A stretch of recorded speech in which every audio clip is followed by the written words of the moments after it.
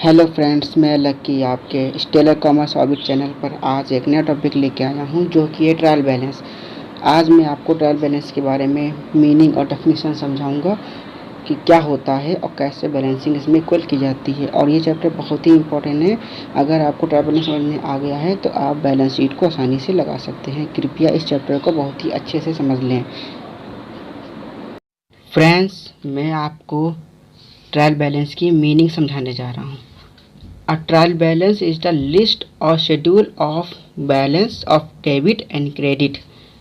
Trial balance एक list और schedule बनाता है डेबिट और क्रेडिट के बैलेंस की, which are extracted from the ledger account including of the balance of cash और bank from the cash book. It means cash book के cash और बैंक के बैलेंस को अलग करके इसको लेजर अकाउंट से दिखाता है। इट मीन्स हम ये कह सकते हैं कि ट्रायल बैलेंस में हम लोग कैश बुक और बैंक का बैलेंस जो होता है उसको अलग अलग करके हम दिखाते हैं, जिससे हमारी इनकम एसेट के रूप में जो आती है वो क्लियर दिखती है और लायबिलिटी जो हम पे करते हैं वो क्लियर दिखती है। और दोनों की बैलेंसिंग इक्वल होना बहुत ही ज़रूरी होता है। यही इसकी मीनिंग है ट्रायल बैलेंस की।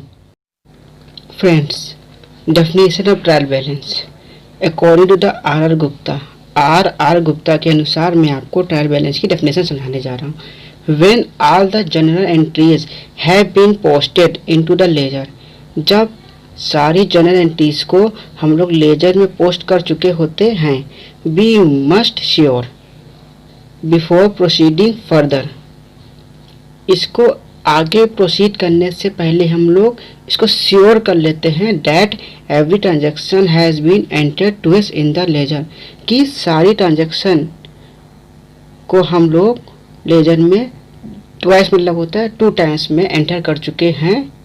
This is done by preparing a statement, एक स्टेटमेंट को प्रिपेयर करने के द्वारा इसे किया जाता है। इसे ट्रायल बैलेंस कहते हैं।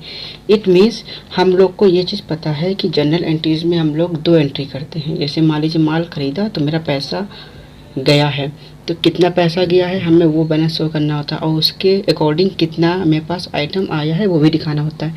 तो ट्रायल बैलेंस में हम लोग लायबिलिटी भी दिखाते हैं प्लस एसेट भी दिखाते हैं। इट मीन्स इनकम भी दिखाते हैं और पेमेंट भी दिखाते हैं।